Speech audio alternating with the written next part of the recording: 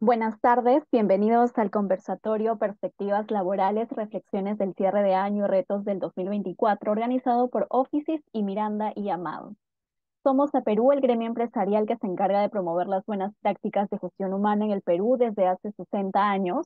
Contamos con las comunidades de talento, relaciones laborales, diversidad e inclusión, compensaciones, empleabilidad, seguridad y salud en el trabajo y bienestar social. Para este conversatorio les presento a Richard Kulke, gerente de soluciones Offices HCM, y Carlos Cadillo, socio del estudio Miranda y Amado. Adelante, por favor. Muchas gracias.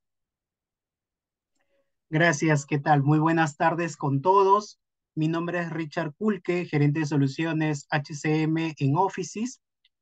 En mi expertise, comentarles un poquito, tengo más de 16 años brindando diferentes soluciones para cada escenario de empresas. Así que el día de hoy, con Carlos que me acompaña, vamos a compartir diferentes escenarios, brindándoles a las preguntas que puedan hacer diferentes soluciones que podamos ofrecer.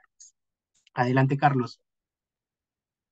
Gracias, Richard. Gracias a Perú Offices por este espacio. De nuestro lado, como Miranda Llamado, yo formo parte del equipo laboral, soy socio del estudio y en el equipo laboral nos dedicamos a todo el manejo que necesitan las áreas legales, la gerencia, las empresas respecto al personal. Buscamos alta especialización y además con una mirada de prevención y gestión de conflictos. Así que hoy día vamos a compartirles un poco de lo que ha sido los principales temas dentro del marco que nos deja el webinar, ¿no? Hay muchos temas seguro, pero hemos elegido algunos que nos parecen los más relevantes para comentarles como principales temas laborales del año y con una mirada de lo que puede venir a futuro, ¿no? Claro que sí, Carlos. Adicional, justamente a lo que comentaba Carlos, recordemos que cuando se han registrado en este conversatorio, hemos hecho algunas preguntas para que ustedes nos apoyen también con los temas que querían tocar el día de hoy. Es por ello que hemos hecho un mix de temas enfocados a lo que nosotros teníamos, pero también llevándolo un poco a responder las preguntas que nos hicieron en este registro que hicieron al inicio. ¿Ok? Recordemos que durante esta presentación ustedes pueden ir haciendo sus consultas, sus dudas que puedan tener. Nosotros prestos a poder apoyarlos, atenderlos y hasta brindar la solución que sea necesario para poder ofrecerles tanto Carlos con el estudio, justamente nos pueda dar toda la parte legal y nosotros como Offices también ofrecerle todas las buenas prácticas y de manera tecnológica cómo poder afrontar diferentes escenarios. Sin más preámbulo, vamos a iniciar este conversatorio. Primera pregunta o primer punto que vamos a tocar en este tema es teletrabajo versus presencialidad y control. Un punto que de repente para muchos de nosotros, debido a los últimos cambios en la legislación, hemos visto diferentes escenarios, posiciones de las empresas, cómo se están comportando ante estos escenarios. Es por ello que el día de hoy Carlos nos va a ayudar un poco más a darnos una visión, qué es lo que nos dice la ley y principalmente cómo interactuar de cara al día a día y cómo lo vamos a enfrentar. Adelante, Carlos. Gracias, Richard. Sin duda, teletrabajo ha sido uno de los principales temas del año. Tenemos una nueva normativa y si recuerdan, ¿no? En los primeros meses del año, primer trimestre que ya teníamos la normativa, primero la ley, luego el reglamento, creo que han habido principales cambios, ¿no? De un esquema de trabajo remoto que teníamos a uno más rígido porque las partes tenían que acordar el teletrabajo por regla, ¿no? Además, las partes tenían que negociar quién entrega o no los bienes para el teletrabajo, ¿no? Entonces, ese ha sido uno de los grandes retos, ¿no? Entonces, para aquellos que están en teletrabajo en las condiciones, claro, la duda siempre es si el trabajador está dando parte o todo de los bienes. El trabajador dice, ¿el próximo año va a ser igual? O si me van a pagar una parte, me van a llevar con una parte. Ese es uno de los temas que, digamos, ha generado tensión o genera dudas, ¿no? Entre las partes, ¿no? Siempre con mirada de lo que se puede venir o que puede ser un conflicto laboral, ¿no? Para prevenir o ver qué puede pasar. El segundo gran tema que creo que es un reto es aquellos que están en teletrabajo de respetar la desconexión digital, ¿no? Porque claro, tenemos en teletrabajo la dificultad de ¿y cómo lo controlo? Está en su casa, pero tengo miedo como empleador, como jefe, si es que está trabajando, Si está haciendo, realmente está enfocando en el trabajo, o está haciendo otras cosas en paralelo, o si está yendo a hacer cosas más personales y yo no tengo ese control, ¿no? Entonces está ese reto, ¿no? De la duda entre el trabajador está haciendo trabajo o en remoto, más bien en teletrabajo, más bien está descuidando, ¿no? Y genera esa duda de si hay que retornar a la presencialidad. Y claro, recordar que la desconexión funciona de dos maneras diferentes según el tipo de trabajador, ¿no? Si es fiscalizado, la desconexión funciona por el tiempo que no es horario, ¿no? Si es no fiscalizado, no está sujeto a un horario específico, debe tener 12 horas continuas de desconexión. Entonces, ese es el gran reto, ¿no? Cómo controlarlo, pero al mismo tiempo cómo respetar la desconexión digital. Entonces, creo que esos son los grandes temas que se dan en teletrabajo. Y claro, y tenemos el otro mundo, que es la mayoría de trabajadores que están en presencialidad, ¿no? Donde ya algunos pueden tener las dudas, ¿no? De por qué yo no entro al grupo de teletrabajadores, ¿no? O por qué en mi empresa no hay teletrabajo, porque encuentran que el teletrabajo es una forma de trabajo que va bien con sus intereses, lo que se conoce como conciliación de trabajo con vida personal y familiar, ¿no? Entonces, ese mundo de trabajadores se ha dado en el año que dicen, yo quiero teletrabajo, ¿no? Por ejemplo, porque tienen mucha carga familiar, por ejemplo, porque quieren no hacer un híbrido, sino un teletrabajo total, ¿no? Por distintas necesidades, ¿no? Entonces, la pregunta es, ¿el trabajador pues tiene derecho a pedir teletrabajo, ¿no? Y lo que uno puede encontrar en normativa es que no tiene el derecho de imponer el teletrabajo, pero sí tiene el derecho de solicitar, ¿no? Y frente a esas solicitudes, lo que hay que hacer es tener preparada una respuesta del punto de vista objetivo, técnico, ¿no? De por qué sí puede ir y por qué no, ¿no? Normalmente la respuesta de alguien que no está en teletrabajo y lo pide va a ser un no, pero el tema es explicar por qué y tener las reglas claras para que el trabajador no sienta que es una decisión dura, mala, muy subjetiva contra alguien, ¿no? Sino que es una que responda a racionales, que responda al negocio, ¿no? Que responda al trabajo, al perfil, ¿no?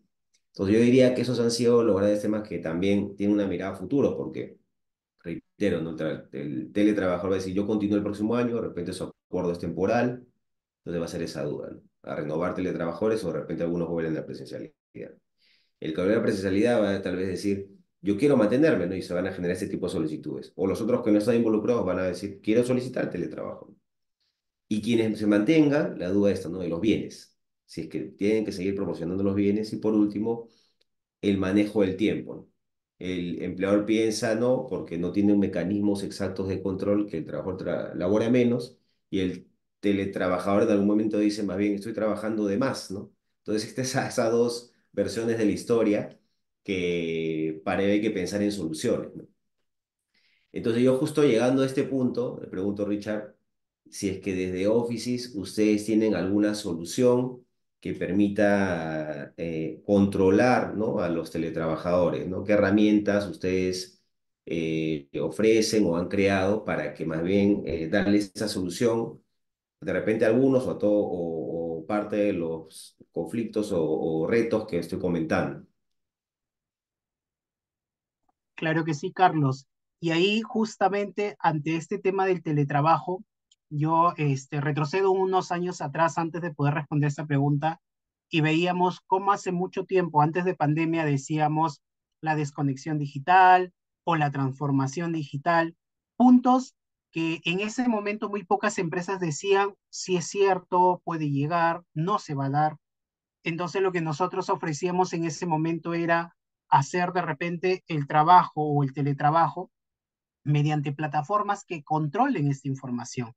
Por ejemplo, llegado el momento de pandemia, muchas empresas decían, ¿y cómo controlo al trabajador que realmente está laborando? ¿Cómo lo hago que mi trabajador, que al día de hoy yo lo medía por producción, ahora cómo lo puedo medir si está desde su casa? Para ello, lo que nosotros realizamos en nuestras soluciones fue enfocarlo diferente. Ya no lo vas a poder medir por producción o no va a haber un jefe que lo esté mirando si está trabajando, está durmiendo, está jugando, está en el teléfono. Entonces lo que hicimos fue cambiar la visión. La visión ya no va a ser mi día a día que un jefe esté viéndome, sino va a ser en base a objetivos, en base a asignación de tareas. Y eso era mediante una plataforma, le asignamos tareas a cada uno de nuestros colaboradores, pueden ser cantidad de actividades a un cierto tiempo, este colaborador, de repente, mientras mi jefe o yo como colaborador propongo, es que mi jefe me pueda decir, sí, tienes razón, es medible ese tiempo que estás asignándote, y al final de día me daba un estatus de cómo culminaba estas actividades. Principalmente en algunos días de repente me faltaban culminar actividades, en otros días ya las había culminado. Era equitativo. Lo que busca justamente estas plataformas principalmente es medir qué tanta efectividad he tenido en el día y si es que mis 8 horas de trabajo, 8.5 para muchas empresas de repente, han cubierto con estas actividades. Lo que buscamos con este control es que no se designe que el colaborador tiene que estar sí o sí las 8 o 12 horas, como nos comentaba Carlos, sino es principalmente que las 8 horas, 6 horas, 12 horas que has trabajado sean efectivas y cubran principalmente la asignación o la tarea encomendada. Lo que nosotros ofrecemos también con esto es de que el clima laboral de la empresa no se sienta esa molestia. Como decía Carlos, algunos me pueden decir, yo sí quiero ser teletrabajador por las funciones en casa o porque no tengo a alguien que pueda estar de repente en casa, pero ahí lo que vamos a hacer muchas veces es, mediante un tema de clima laboral, poder evaluar qué tanto los trabajadores nos resultan en casa, qué tantos trabajadores quieren irse a una presencialidad y principalmente costo-beneficio, que siempre le decimos nosotros, ¿no?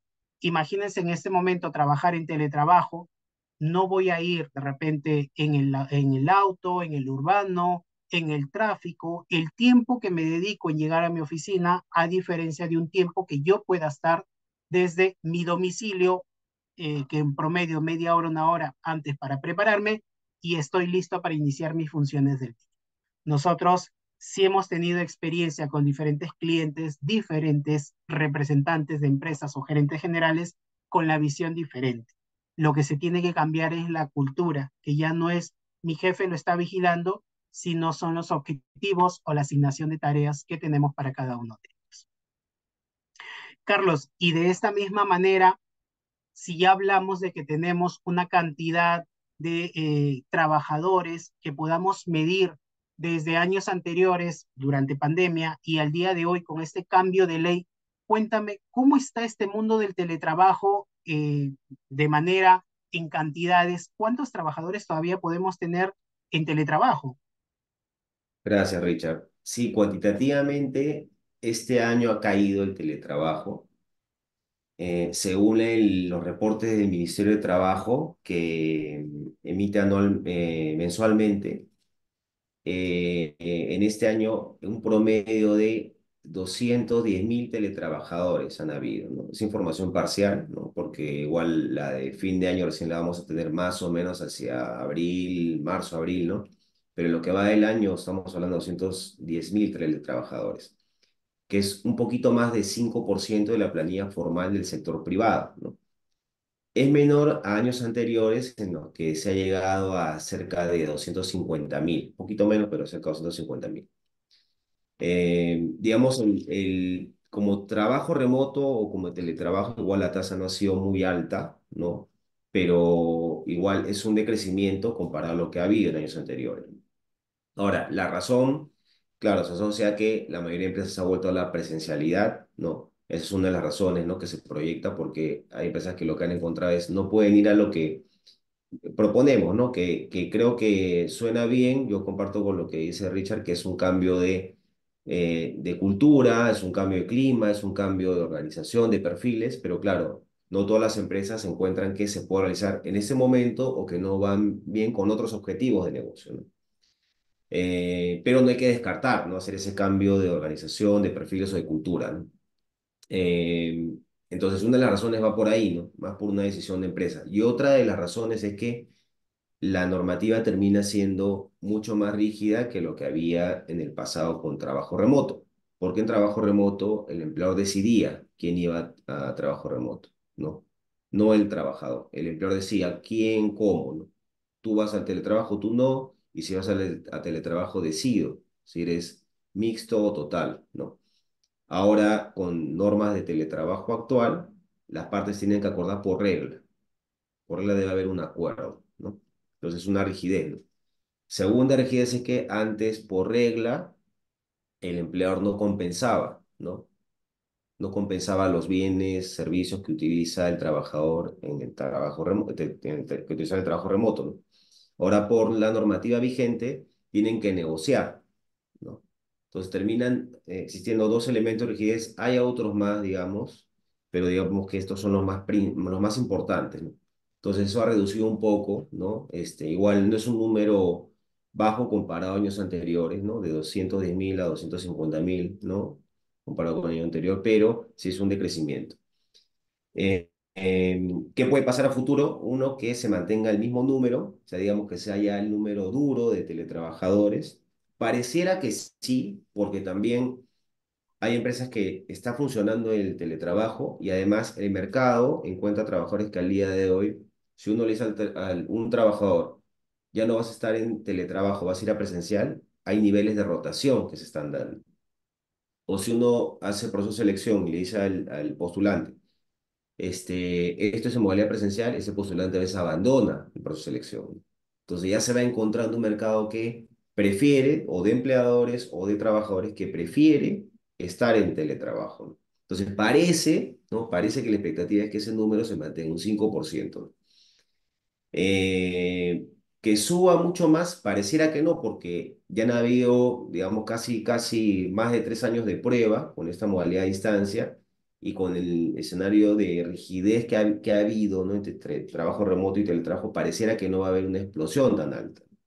La única manera de que esto pueda tener una mayor expresión es que la normativa ayude y que justamente uno vaya encontrando herramientas, ¿no? Herramientas, tecnología, que vaya apostando por la tecnología para que encuentre que es posible que el teletrabajo siga funcionando, ¿no?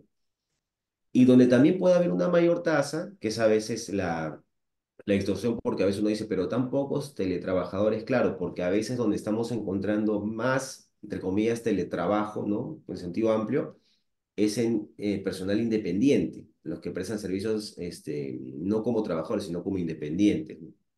O de empresas que ahora han optado por vender servicios externos a distancia, ¿no? Por ahí es que también va creciendo un poco el mundo, pero no es propiamente teletrabajo, ¿no? Son servicios, prestadores de servicios o empresas que dan servicios a distancia, que es diferente. Así que ese es yo diría el horizonte, ¿no? Pero sin duda creo que es en otros países uno encuentra que hay un mercado mucho más grande. Ojalá que sigamos creciendo porque igual es una buena forma de encontrar nuevos profesionales, de seguir creciendo, ¿no? Pero sin duda tiene que ir, como decía Richard, con un cambio de cultura y con empleo de muchas herramientas, ¿no? Y de un cambio también en los sistemas de trabajo, ¿no? Para que esto pueda seguir funcionando y creciendo, ¿no? Gracias, Richard. Dale, Carlos. Adicional a ello, como comentas, Carlos, la tecnología nos ayuda mucho para estos procesos y aquí hay que tener presente que si nosotros queremos medir en su momento el desempeño de un colaborador, podemos, digamos aquí, más que todo, reforzar el punto con una evaluación de desempeño. Evaluaciones de desempeño, pero no las tradicionales, sino ahora enfocada también a este punto del teletrabajo. ¿Qué tan rentable es que tu colaborador, digamos, cumpla sus objetivos y adicional a ello te está generando un ingreso o discúlpeme, descontando costos que no te genera por estar presencialmente? Recordemos que muchas empresas con este tema de teletrabajo han ganado el tema de las oficinas, reducir el aforo, algunas oficinas, dependiendo de los sectores, hasta los estacionamientos, los recibos de repente de servicios. Entonces, ya deberíamos enfocar en diferentes puntos y diferentes servicios, obviamente, dependiendo qué servicio ofrecemos como empresa, podemos llegar a un teletrabajo mayor o posiblemente hasta reducirlo un poco más. Para ello, siempre la tecnología nos va a ser buena, pero también con la cultura que hemos implementado en cada una de estas empresas. Las buenas prácticas, las soluciones que podamos encontrar, siempre van a ser garantizadas y nos van a dar buenos resultados siempre y cuando también la cultura, desde la alta gerencia hasta el puesto más bajo, nos ayuden a controlar esta información. ¿Ok? Por este punto, vamos a pasar ahora sí a nuestro segundo tema del día, que sería incremento versus coyuntura económica. Sabemos que en este momento la situación económica del país no es la de hace años anteriores, que diferentes factores, diferentes escenarios nos están complicando como empresa, como país y principalmente estamos a puertas del 2024. Muchos de los colaboradores posiblemente han sentido que la economía o el sueldo que ganan en este momento no les cubre sus necesidades básicas, ya están mirando posiblemente a dónde emigrar en el 2024. Entonces, ¿cómo nos preparamos en este momento para esa coyuntura que vivimos? Para ello, Carlos, cuéntanos tú en tu expertise y de acuerdo a lo que también tenemos en la legislación, ¿cómo podríamos hacer en este caso? Sí, de acuerdo, Richard. Creo que ese es el segundo gran tema, ¿no? Porque, claro, desde el punto de vista de trabajadores, ¿no? Uno al día de hoy normalmente cuando acaba el año dice, ¿y qué se viene para el otro año, ¿no? ¿Cómo voy a crecer? Y una de las cosas en lo que normalmente uno empieza para crecer es la parte económica. No es la única, pero es una de las más importantes. Entonces, es una época en donde uno dice, y aumentaré mi ingreso, ¿no? Mientras que, como lo ha explicado Richard, ¿no? Quien no puede mejorar ese ingreso tiene también una situación económica complicada, ¿no? Todos los datos económicos apuntan a que eh, incluso este año está en recesión y el próximo de recuperación no se sabe todavía cuándo, ¿no? Pero al menos en los primeros meses probablemente no. Eh, Hay factores externos como el fenómeno del niño que, digamos, no, dicen que no es tan crítico, según la última información que se ha ido publicando, pero no sabemos todavía cómo ha ido y el impacto que viene de todo este año se ha pegado a algunos sectores, ¿no? De manera mucho más relevante, ¿no? Como agricultura, pesca, ¿no? Entonces creo que, claro, tenemos ese tipo de, nuevamente, ¿no? Situaciones donde encontramos que pueden haber muchos conflictos, ¿no? En donde el trabajador quiere mejorar sus ingresos como es normal para cualquiera, creo, de nosotros, cualquier trabajador, pero empleadores que tienen una situación complicada, ¿no? Para dar incremento. Y además, dentro de este grupo de pedidos de trabajadores tenemos también aquellos que negocian colectivamente, que pueden tener negociaciones activas, ¿no? Donde también los sindicatos, entre una de las cosas que piden como es natural, reitero, ¿no? Es uno de los pedidos de índole económico, ¿no? Es uno de los grandes pedidos que tienen, ¿no? Los más difíciles de acordar, ¿no? Eh, y los sindicatos, sin duda, un sindicato creado va a seguir negociando periódicamente, sea cual sea la situación económica que se dé, ¿no? Entonces tenemos definitivamente pedidos, a quienes tienen sindicato, pedidos que van a venir de todas maneras, y a nivel individual, trabajadores que van a tener esa expectativa, e incluso trabajadores que, en el contexto que tenemos, que incluso lo van a plantear directamente a sus superiores, ¿no? O su jefe, y si el jefe de repente no le dice, no le da una respuesta o le da un no, tal vez siga escalando el tema, ¿no? En buenos términos, pero pidiendo que haya un incremento. Entonces el tema es cómo manejar esa situación, porque podemos tener grupos, ¿no? El empleador que va a poder dar un mismo incremento, ¿no? Según el pasado, que yo creo que van a ser los menos, ¿no? Tal vez a nivel de grandes empresas, ¿no? Vamos hablando que pueden algunas mantener. Dos, el segundo grupo de empleadores que pueden dar incrementos, pero van a ser menores o muy menores a los que se daban en el pasado, que para la expectativa del trabajador también va a ser, no va a estar muy mal, pero tampoco va a ser lo que han estado proyectando, ¿no? Y empleadores que lo que van a decir es, no puedo, ¿no? Entonces tenemos tres grandes grupos, ¿no? El tema es que nos vayamos proyectando en cuál vamos a estar, porque los retos que se vienen son qué decirle a los trabajadores, ¿no? Y ahí viene, creo, siempre recomendaciones que podríamos dar ahora de manera general, ¿no? Sin duda todo depende mucho de en qué grupo nos encontremos, de lo que estamos planteando, de la situación concreta del empleador, del nivel de conflictividad que pueden haber analizado en base a reclamos internos, en base a inspecciones, a procesos, ¿no? Pero sí las claves creo van a venir en dos sentidos, ¿no? Básicamente. Uno, en muy buena comunicación. Y esa comunicación es claro. Si yo digo este fenómeno del niño, pero a mí de repente no me impacta tanto, buscar la razón exacta, ¿no? Dos, si realmente me impacta, creo que cada vez es mejor pensar si es que cambiamos esa idea de no revelar tanto nuestra información, que hay empleadores que prefieren optar por esa opción, y evaluar si es que podemos hablar un poco más de cómo estamos, de repente no todo, pero un poco, para que los trabajadores también entiendan la situación. Eh, ese es el gran reto, ¿no? Pero el cómo, el detalle, sin duda va a depender mucho de cada empleador, de la cultura, de lo que convenga en cada situación, en cada organización. Eso por un lado, trabajar mucho en comunicación, ¿no? Y obviamente para ello alinear a todos quienes son los voceros, ¿no? Desde el jefe directo, de los líderes, de los gerentes, que puedan tener un mensaje claro para los trabajadores. No es el trabajador que no tiene respuesta, más bien es el que más se molesta, más reclama, ¿no? Aquel trabajador que se le explica bien, de repente el índice de reclamo es mucho menor, ¿no? O aquel trabajador que uno le dice no, pero no uno y no uno y sabes que no y nada más, reclama, pero un no que se le explica bonito la situación, ¿no? Obviamente con razones, con sustento, dice, bueno, me dijo no, pero lo entiendo. Entonces creo que el trabajo comunicacional es muy importante, ¿no? Siempre con la mirada de eh, prevenir conflicto. Aquellos que tienen una respuesta no, no se les comunica bien, son los que normalmente dicen, bueno, si es que yo no tengo de esta manera una mejora económica, entonces digo, ¿qué hago?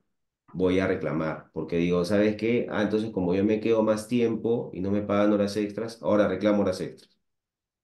Que ahí no lo puedo decir, pero no te pagamos horas extras porque es un no fiscalizado. Sí, pero yo no creo que sea un no fiscalizado, ¿no? Y empiezan a abrirse conflictos porque como la respuesta es un no o un no que de repente con una comunicación no la mejor posible, ¿no? Mejor va encontrando formas de asesorarse legalmente y más bien levantar cosas del pasado para reclamar y obtener ese ingreso que puede colmar su expectativa, ¿no?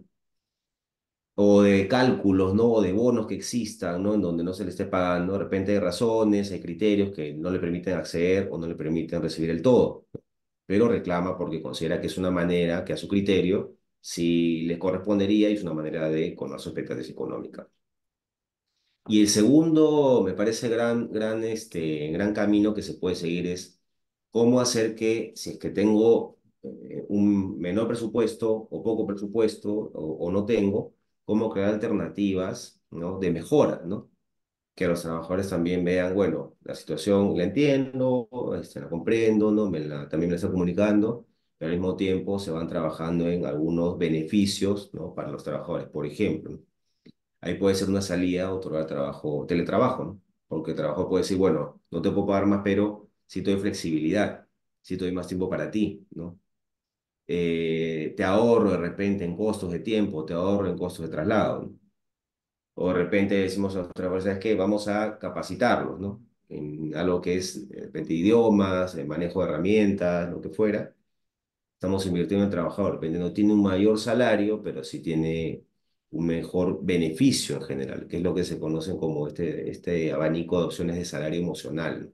Todo aquello que pueda sumarle al trabajador, no es salario propiamente, no va al bolsillo, pero sí le va mejorando en sus condiciones, en su desarrollo, en sus habilidades, ¿no? Creo que por ahí pueden venir las principales recomendaciones. Como decimos, hay mucho por hablar y sin duda todas son recomendaciones generales, pero la receta exacta viene hablando con cada uno, en cada organización, lo que pueda funcionar, ¿no? Y a partir de esto, Richard, yo te quería preguntar, ¿cómo la tecnología puede evaluar estos incrementos para los empleadores? Es decir, si es que es posible o no dar esos incrementos o cómo los darían, cómo desde Office ustedes tienen herramientas para ayudar a a los empleadores en en este manejo de salarios o compensaciones. Claro que sí, Carlos. Ahí justamente enfocándonos en las buenas prácticas, nosotros lo que recomendamos en muchas empresas antes de iniciar con un proyecto, llámese recursos humanos, siempre lo enfocamos en el puesto y en la banda salarial que le pueden ofrecer a sus colaboradores. Sabemos que muchas veces ante un proceso de reclutamiento de personal viene personal sobrecalificado. Hacemos nuestro máximo esfuerzo en ese momento para quedarnos con ese talento, pero a corto plazo nos puede surgir estas eventualidades. Imaginemos un incremento a la persona que hemos hecho un sobreesfuerzo para poder contratarlo y ya está fuera de nuestra banda salarial. ¿Qué más hacemos para seguir cubriendo? Entonces, la primera recomendación que nosotros hacemos utilizando la tecnología para ello es armar nuestras bandas salariales. Desde la banda salarial mínima, la banda salarial fija, mínima, cuál es el promedio y cuál es el máximo. La recomendación también que se hace siempre es al trabajador tenerlo en el rango promedio para cuando nos llegue estas eventualidades de incremento, coyuntura que pase el país, poder elevarles un poco más, pero siempre trabajando con esta bala. Ahora, esa es una primera recomendación. Un segundo punto que tenemos, que la tecnología nos ayuda mucho para estos escenarios, también son los módulos de presupuestos. La solución es enfocada al presupuesto, pero para nóminas. Por ejemplo, en este escenario, vamos a decir, el siguiente año el IPC aumentó, el costo de vida aumentó, evaluamos un porcentaje y evaluamos eso en grado de un aumento de sueldo. ¿Qué tanto nos afecta? De repente, como dice Carlos, de repente por la situación económica no lo puedo cubrir. Lo negocio para que ya no sea el porcentaje del 5%, ahora sea el 2,5%, el 3%. Evalúo escenarios que me digan en este momento qué tanto yo podría aumentar para que mi talento que tengo el día de hoy no se nos vaya. Principalmente recordemos que un talento o fuga de talentos muchas veces se da por ese tema económico. De repente el clima laboral está muy bien, pero internamente en casa ya está afectando con sus ingresos y no puede cubrir su costo de vida. Entonces empieza el otro punto. Me siento muy bien en la empresa, pero económicamente estoy mal, entonces hay que evaluar siempre estos puntos. Una de las características principales de contar con la tecnología es la automatización de procesos y automatizar estos escenarios que nos puede venir caso A, caso B, caso C, y nosotros poder sustentar en qué momento aplicar cada uno de ellos, pero siempre estar preparado para estas eventualidades. ¿Ok? Por nuestro caso, Carlos, vamos a un punto que habías hablado también justamente en este tema de incremento, era el salario emocional. Uno de los puntos que vendría a ser nuestro caso o el tema número 3, mejoras versus costos laborales y salario emocional. Muchos hemos escuchado que la gran mayoría de empresas dice voy a darle un salario emocional, pero para muy pocos de repente queda claro, los colaboradores principalmente, qué es un salario emocional, cómo hacerlo, cómo implementarlo, qué es lo que puedo ofrecer entre las diferentes características, pero principalmente que no me genere un incremento en los costos laborales, sino que me permita tener mayor flexibilidad con mis colaboradores en un sentido más fácil y que el bolsillo de la empresa, digámosle así, no se vea tan afectado. Carlos, coméntanos ahí cómo podemos hacer en estos casos. De acuerdo, Richard. Sí, creo que es ante un contexto como ese, creo que el pensar en salario emocional es muy importante en nuestro contexto actual, económicamente hablando, porque, claro, en la normativa uno no encuentra qué es el salario emocional, ¿no? Ya es propio de la experiencia que se da a nivel de manejo de personas y de la gestión que hacen los líderes de recursos humanos, ¿no? Y estamos hablando de cualquier forma que nos permita dar una especie de beneficio a los trabajadores, ¿no? Que no va a su bolsillo, que no va al pago de haberes, que no va a su cuenta, pero que el trabajador sí lo valora, le da un valor, lo aprecia, ¿no? Para ello, ¿no? Hay ejemplos, como le decía al comienzo, ¿no? Como el trabajo flexible, ¿no?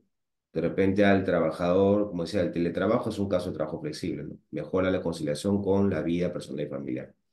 También el esquema de trabajo flexible, como un trabajador no lo pongo fiscalizado, sino sabes que ya no tienes que llegar a tal hora, irte a tal hora, sino tú manejas tus tiempos. Ven a presencial, pero maneja tus tiempos. Trabajo flexible. Eh, Podemos hablar de muchos ejemplos, como les digo, básicamente es lo que uno pueda crear y va encontrando en la normativa de qué manera compatibilizan, ¿no? En temas de dirección, va a encontrar algunas normas que se dan, pero va a primar el poder de dirección. En temas de otorgamiento de algún concepto, básicamente uno va a pensar en dar capacitaciones, de repente lo que va a hacer es dar algún préstamo, ¿no? Ahí lo que hay que ver es qué impacto tributario puede ver, cómo se va a manejar, ¿no? Puede incluso hacer convenios con otras entidades que también están interesadas de dar algún tipo de beneficio, ¿no? Por ejemplo, rebajas, ¿no? En el consumo de determinado bien, determinado servicio, determinado establecimiento, ¿no? Entonces, toda esa gestión que se puede hacer, lo importante es, me parece, dos cosas, ¿no? Uno, que los trabajadores sepan eh, que esto lo pueden valorar a través de una medición de lo que se está trabajando. Si yo elijo el teletrabajo, si yo elijo un descuento, antes evaluar internamente, sea con encuestas, sea a través de reuniones grupales, sea a través de lo que levanten los líderes, ¿no? Que sea interesante para la mayoría de trabajadores. No necesariamente tenemos que hacerlo uno a uno, es el ideal, digamos, ¿no? Llegar a los intereses de cada uno, pero al menos que sea algo lo más importante para la mayoría, lo que ellos que puedan valorar, ¿no? Que lo contrario, vamos a trabajar en algo que de repente los trabajadores dicen, sí, lo tengo ahí, pero para mi caso no es interesante, ¿no? No lo valoro, ¿no? Entonces hay que buscar aquello que sea más interesante para la mayoría, ¿no? Segundo, ver si es que tiene algún tipo de tratamiento indirectamente por las normas laborales o tiene un manejo más contractual o manejo tributario para darle esa forma. Y tercero, darle a los trabajadores las reglas claras, ¿no? Que quede claro que a veces lo estoy dando yo, a veces lo facilito yo, a veces es una colaboración que hago con otra entidad, dar las reglas claras de qué cosa es, dar las reglas claras de cuánto tiempo lo tienen, ¿no? Y siempre haciendo un paso final que es midiendo que eso esté funcionando, ¿no? A medida que funcione, perfecto, va a funcionar todo el año, pero a medida que no funcione, podemos ir buscando otros ejemplos de salario emocional. Y una cosa más, si me pinta derecha, también para agregar los conceptos no remunerativos, ¿no? Que aquellos que puedan dar, ¿no? Aquellos que sí tengan presupuesto similar o un poco de presupuesto, ¿no? Que sí sigan viendo la mirada de tal vez invertir en una mejora económica, pero con conceptos no remunerativos, que son aquellos que puedo otorgar y no son base de cálculo de beneficios, no son base de cálculo de aportaciones, ¿no? Richard, y sobre el tema que estamos conversando, ¿no? ¿Ustedes tienen desde Offices herramientas para medir los salarios emocionales, si es que funcionan o no en las empresas? Claro que sí, Carlos.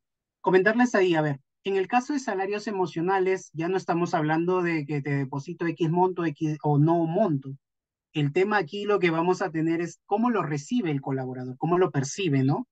Entonces, para ello, lo que nosotros siempre recomendamos, si estás aplicando un salario emocional, ya tienes que hacer encuestas más seguidas para ver si realmente está funcionando o no. Porque en caso que nosotros podemos decir, he aplicado 5 salarios emocionales y de los 5 no impactan ni al 20% de la empresa o no está bien percibido por los colaboradores, no va a tener efecto. Lo que va a tener efecto es en las renuncias a corto plazo. Entonces hay que medir muy bien qué salario emocional estamos brindando y siempre hacerle un seguimiento en base a encuestas. Carlos también nos comentaba en el tema de los préstamos o los convenios con bancos. Muchas veces estos convenios ayudan a muchas empresas, sí, y de acuerdo al colaborador en el momento que lo perciba también y cómo lo puede hacer. Muchas empresas dicen descuento directo a planilla. ¿En dónde surge el efecto negativo? Para el área de recursos humanos dice más trabajo. El encargado de la nómina dice, y si me olvido descontar en un mes, el banco ya está esperando ese dinero. Entonces, es un proceso que nosotros la recomendación que hacemos ahí es controlarlo, que desde el sistema de la nómina controle toda esta información, cargue por única vez ese préstamo que tiene con el banco y todos los meses lo descuente. Obviamente la herramienta que ofrecemos y en este caso se trabaje tiene que estar muy bien controlada porque recordemos, ya no es el préstamo que da la empresa, sino es un préstamo que un tercero tiene un convenio con nosotros. Entonces, en caso fallemos, ahí sí podríamos tener problemas con estos convenios. Otro de los puntos que también Carlos nos comentaba eran los conceptos remunerativos. Muchas veces, cuando nos ha tocado visitar, en este caso, clientes y nos piden cómo reducimos el costo laboral para poderlo convertir en un salario emocional, como se dice, el mismo monto, pero darle diferente forma. Muchas veces me dicen, vamos a brindar el costo remunerativo o el bono remunerativo trimestralmente. Lo que estamos evaluando es ajustar que no se vuelva remunerativo en vacaciones, gratis, etc. Entonces, todas esas lógicas lo vamos a aplicar, pero siempre con una medición. Medimos qué tanto impacto tiene hacia el colaborador y ahora cómo lo vamos a brindar también al colaborador en el emocional. Por ejemplo, otro detalle más que en algunas empresas encuentro, descuento tardanzas, pero no pago horas extras. Como dice, para la empresa sí, llegaste tarde, te descuento, pero si te vas tarde a tu casa, no te pago horas extras. Viene un salario emocional. De aquí en adelante no descontaremos tardanzas o posiblemente extiendo la tolerancia un poco más porque comprendemos el tráfico, para que no gastes en venir en taxi de repente porque saliste tarde por un evento que tuviste. Entonces enfocamos cómo podemos darle vuelta a algo que no nos cueste en este momento y que tranquilamente ya le pertenece al colaborador. Recordemos que las tardanzas, sí o sí por ley nos dice que debe ir como dice, las capacitaciones al colaborador. Entonces, tranquilamente podemos hacer esas distinciones. Y un punto adicional que siempre ofrecemos nosotros o le comentamos a los clientes, el salario emocional no solamente debe estar enfocado de cara a darle un dinero, sino es cómo interactúo con el equipo, qué beneficio adicional va a tener. Muchas empresas hemos trabajado lo que se llaman las famosas cuponeras. Estas cuponeras que son convenios entre empresas para ofrecer descuentos, 3, 5%, 4%, pero nos brindan estos descuentos. O de repente los canjes de los medios días, el día por tu cumpleaños, medio día por tu cumpleaños, el día del padre, el día de la madre, el evento, el fin de año.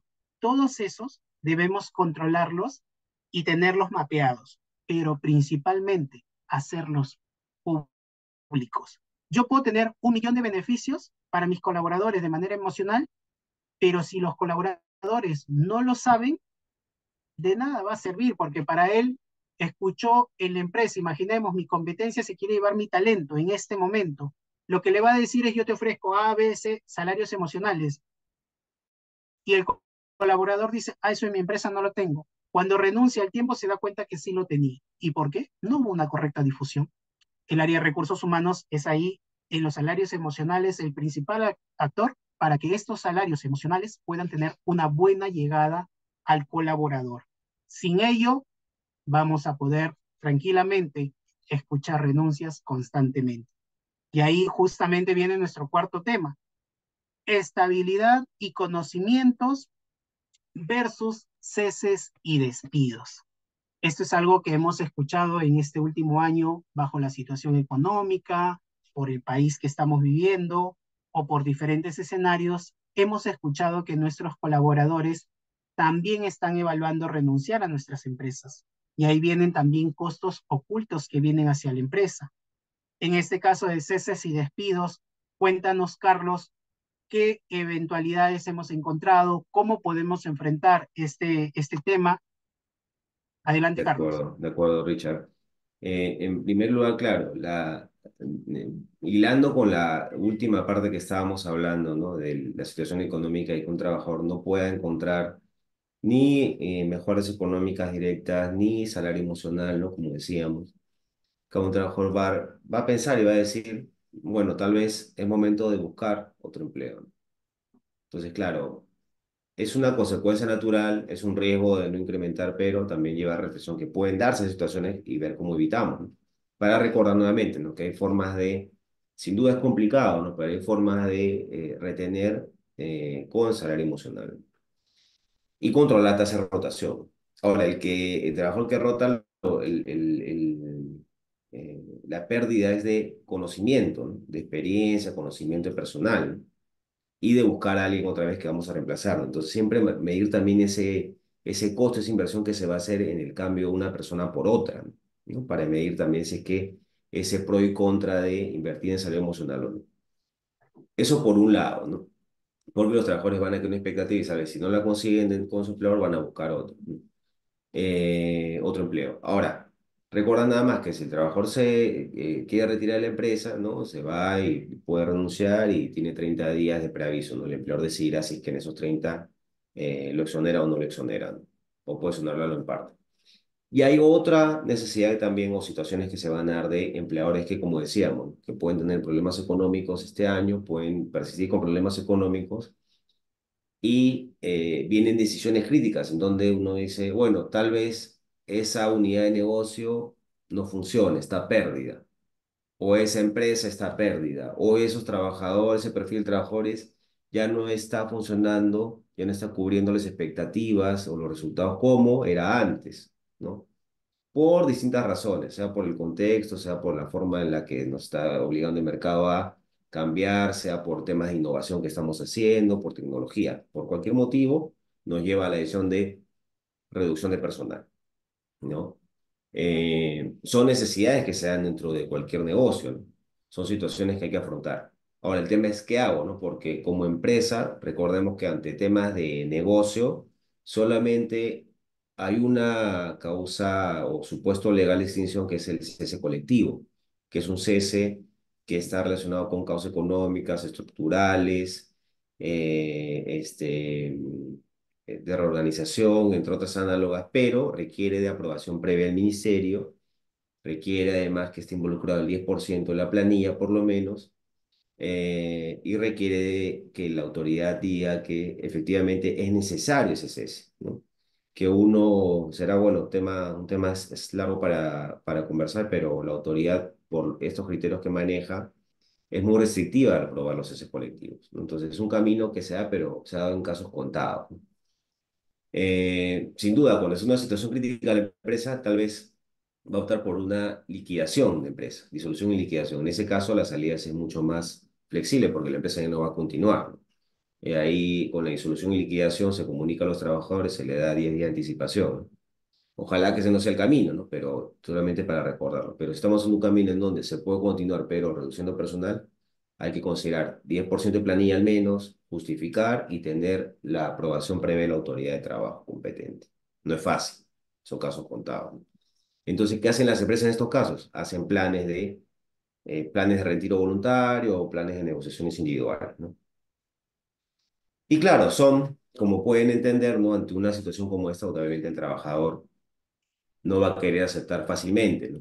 Porque va a decir, claro, entiendo, puede ser que entienda todo lo que me digas, empleador, pero yo no quiero perder mi ingreso, porque pierdo mi empleo, pero mi ingreso, ¿no? Ante una situación como esta, las negociaciones de salida se van a hacer mucho más difíciles, ¿no? Entonces también es diseñar esos paquetes o esas propuestas de salida de una manera, tal vez pensando en la parte económica, viendo el mercado o mejorando esa propuesta respecto al mercado o trabajando también en incentivos que van desde seguro, de recolocación, ¿no? O de continuar o de avisar con tiempo, ¿no? Para que se recoloquen, ¿no? Viene mucho dentro de las posibilidades que se tengan, paquetes que piensen en el trabajador, en su cese, pero también en su recolocación y en la situación personal o familiar que tengan. Pero van a ser escenarios donde las negociaciones de salida van a ser más difíciles. Y esto se debe a que, como sabemos, ¿no? Que el cese es rígido porque desde el año 2002 existe la regla de que un trabajador puede, ante un caso donde no hay una causa justa legal, como en el caso que tenemos, sin que no encuadra con el supuesto despido colectivo o no es aprobado, no se puede cesar si no es por causa de conducta o capacidad del trabajador. Si no hay una causa justa legal, el trabajador puede optar por la reposición o el despido, o la indemnización por despido, perdón. Entonces, ese es el contexto que tenemos, donde las negociaciones de salida van a ser mucho más rígidas, ¿no? Ahora, Richard, yo te pregunto desde Offices, ¿qué herramientas ustedes tienen para acompañar a los empleadores en estas situaciones difíciles, pero que se pueden dar, ¿no? De ceses de personal. Claro que sí, Carlos. Entre la experiencia que tenemos y la situación del país que se ha venido dando últimamente, muchas de las empresas han evaluado una salida de colaboradores, de repente reasignando funciones, o posiblemente hemos visto que hay una reducción en la contratación de personal. Para ello, lo que nosotros ofrecemos como herramientas principalmente son simulación de liquidaciones. Simulación de liquidaciones, primero, qué es lo que indica la ley ante un despido, su indemnización, de repente una negociación, incentivos al cese, bonificaciones extraordinarias, entre diferentes escenarios. Esto principalmente para llegar a ver un punto medio donde no afectar al colaborador y también la empresa no esté afectada. Si evaluamos estos ceses y despidos es justamente porque ya la empresa está entrando en una situación que lo que empieza a evaluar es lo primero, empezar a reducir la planilla, que eso es un costo fijo mensual de todas maneras, pero siempre haciendo simulaciones o escenarios. Ahí también hay que tener en cuenta que el trabajador, por más que firme una liquidación en ese momento, y si es que yo no le he calculado correctamente, el trabajador nos puede generar reclamos, puede presentarse ante la SUNAFIL, pedir que le calculen su liquidación. Así que una recomendación es que la liquidación o la desvinculación de un trabajador en la empresa siempre hay que ser lo más transparente posible, conversarlo y todo acuerdo que podamos realizar con ellos tiene que quedar por escrito, con una firma de ambas partes si han quedado en una negociación. Porque mañana más tarde este colaborador es asesorado o mal asesorado, va a venir el reclamo y ya no va a venir hacia la empresa, sino se va al ministerio y el ministerio empieza a indagar. Y recordemos una frase que en muchas oportunidades la he escuchado del Ministerio de Trabajo, dice, todo empleador es culpable hasta que no demuestre lo contrario. Entonces hay que tenerlo presente. Para ello, toda documentación firmada por ambas partes de manera física, electrónica, pero tener el acuerdo entre ambas partes. Y ante esta pregunta y ante esto que voy comentando, Carlos, me gustaría también que compartamos de repente cuáles han sido los principales pronunciamientos administrativos judiciales en este 2023. Bueno, Richard, yo diría que de lo que estamos conversando, el tema de colectivos, como ya lo habíamos adelantado, no ha variado, ¿no? Se ha mantenido con aprobaciones restrictivas, ¿no? Eh, Prácticamente es muy arriesgado, tiene pocas probabilidades de aprobación. No es imposible, pero es baja probabilidad, hay que trabajar mucho en ello. Dos, en planes de retiro, cuando han habido reclamos, tanto a nivel de inspecciones o judicial, se ha confirmado que los planes de retiro, ¿no? Las negociaciones individuales de salida son válidas y siempre la autoridad se fija mucho, que aquí vienen dos recomendaciones, en que haya mucha información de por medio, lo que garantiza que el trabajador ha examinado la situación, ha examinado la negociación individual de salida, y segundo, los acuerdos. Mientras hay información de acuerdos, uno dice, es un acuerdo realizado de manera informada y voluntaria, ¿no? Y tercero, a nivel de ceses, yo diría que hay dos cosas importantes, ¿no? Ya más a temas de despidos individuales. Uno, hablando en general de lo que puede venir con despidos, más en sentido amplio, es que si a nivel judicial, a nivel inspectivo, cuando estamos ante sanciones menos gravosas al despido, como una amonestación o suspensión, lo que dicen actualmente como criterio a nivel judicial administrativo es que se le dé la posibilidad al trabajador que se defienda, ¿no? Esa es novedad porque en la ley no lo dicen, es un nuevo criterio. Ya habían algunos pronunciamientos hace años, pero este año ha quedado marcado, que es el criterio tanto judicial como administrativo. ¿Y por qué es importante para el despido? Porque en algún caso el despido puede basarse en las sanciones previas. Uno puede ir al despido a veces solito, directo por una falta, o puede llegar por la repetición, ¿no? De faltas que conllevan a más de una sanción. Por eso se llega al despido. Entonces, en ese caso se hace relevante de darle posibilidad al trabajador que se defiendan. Es involucrarlo mucho en las investigaciones y que se puedan defender. Y lo otro es que a nivel de sanciones siempre tengamos en cuenta lo siguiente: hagamos todas las revisiones posibles, todo el sustento posible para justificar un despido, porque la autoridad es incierto lo que puede decir, ¿no? A veces dice, sí, el despido está bien hecho, y a veces dice, no, el despido no está bien hecho. Y a veces temas de, por ejemplo, ¿no? Uno puede decir, si un trabajador insulta a su empresa, a su jefe, uno puede decir, de todas maneras es claro que la autoridad va a decir despido, ¿no? Pero a veces la autoridad ha dicho, sí está bien despedido porque insultó al jefe, y a veces ha dicho, no, no es, no es tan grave, debe haber sido una medida distinta al despido porque en el contexto, tal vez en una red social o como parte de un sindicato, ha tratado de expresar su opinión. Pero uno cuando ve la publicación ha sido bien ofensiva, o sea, si ahorita dijéramos esa palabra, ustedes dijeran es ofensivo, ¿no? Entonces tenemos ahí como moraleja lo de siempre, ¿no? Que tenemos que justificar mucho, ¿no? A veces ahí el trabajo entre el cliente y el abogado es muy de confianza, hay que confiar mucho porque a veces quien no confía en el abogado dice, pero ¿por qué me pides tanto? ¿Por qué justificar tanto? Precisamente por eso, porque el abogado que recomienda hay que valorarlo, porque lo que está tratando de hacer es que ese despido sea totalmente el más blindado posible, ¿no? Que vayamos a la guerra judicial con todo el blindaje. Y segundo, que claro, como todo tema donde dejamos en manos de un tercero, como un juez, lo que va a pasar es que el juez puede decir sí o no. Puede decir tú ganas o yo pierdo. Siempre hay ese riesgo. Y eso nos lleva a pensar mucho en ese blindaje y llegar al proceso si es que vemos que hay mucho riesgo por pronunciamiento, no necesariamente porque tenemos la razón, o también mecanismos donde podemos conciliar con la contraparte. Eso básicamente, Richard, desde el lado de lo que ha ocurrido principalmente en temas de extinción de vínculos laborales. Perfecto, Carlos. Bueno, con esto hemos concluido con los temas que vamos a ver el día de hoy. Lo que me gustaría es, saber si es que tienen preguntas, consultas. De repente en este momento nos pueden hacer llegar sus consultas de los puntos que hemos tratado y poder ayudarlos, Carlos, con toda la experiencia legal, laboral que tiene y por nosotros como Office, siempre con la ayuda tecnológica, las buenas prácticas a los diferentes procesos que hemos realizado el día de hoy. No sé si tienen consultas o dudas por ahí, nos las hacen saber. A ver, le damos unos minutos para ver si es que pueden enviarnos sus preguntas. Si no, igual. A ver, démosle unos minutos, Carlos. Vamos a ver si es que llegan las preguntas.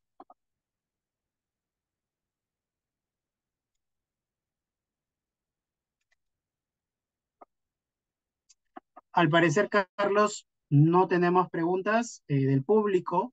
En caso, de igual manera, quisieran hacer una pregunta directa con Carlos o conmigo, les compartimos también aquí, tienen nuestras URLs para que nos puedan hacer las consultas necesarias, nuestros correos, prestos a poder atenderlos. De mi parte, agradecerles el tiempo y la oportunidad que nos han brindado el día de hoy. El día de hoy ya estaríamos por parte de Offices y Miranda de Amado, estaríamos concluyendo este tema de parte de Offices en los eventos y conversatorios que hacemos. Hemos culminado por este año, no sin antes decirle y agradecerles por la participación que nos han dado, pero principalmente que el próximo año confirmamos que vamos a seguir con estos temas, siempre dándole información al público en general y cuando necesiten de nuestra ayuda, poder atenderlos siempre. Carlos, creo que hay una consulta del público. A ver, permítanme, creo que no. Carlos, te cedo la palabra, por favor. Gracias, gracias. No hay preguntas. Igual, como decía Richard, tiene nuestros datos de contacto. Con gusto nos pueden contactar, encantados. Y esperamos el tiempo es acotado en los webinars, pero igual podemos seguir conversando aparte. Hemos pensado en los temas más importantes, creo, ¿no? Que del año y que transversales para todos los empleadores, pero sin duda hay muchos más, ¿no? De nuestro lado también de Miranda Llamado. Como le decimos, a disposición para seguir en contacto. Gracias por esa oportunidad, gracias a Offices. Y que, bueno, deseos también para el próximo año para todos, a Perú Offices y todos los que han participado. Que estén bien. Démosle pase a Perú, de repente algunas palabras por parte de Perú y agradecerle de toda la oportunidad que nos brinda también a nosotros. No, nada más que agregar, Richard, Carlos, agradecerles en realidad por el espacio y a todos los asistentes. Ya saben que cualquier comunicación pueden contactarnos y también ingresar a nuestra página web. Así que nada, ahí los esperamos cualquier consulta. Mil gracias. Gracias, que tengan buenas tardes y Gracias, felices buenas fiestas. tardes. Cuídense, gracias.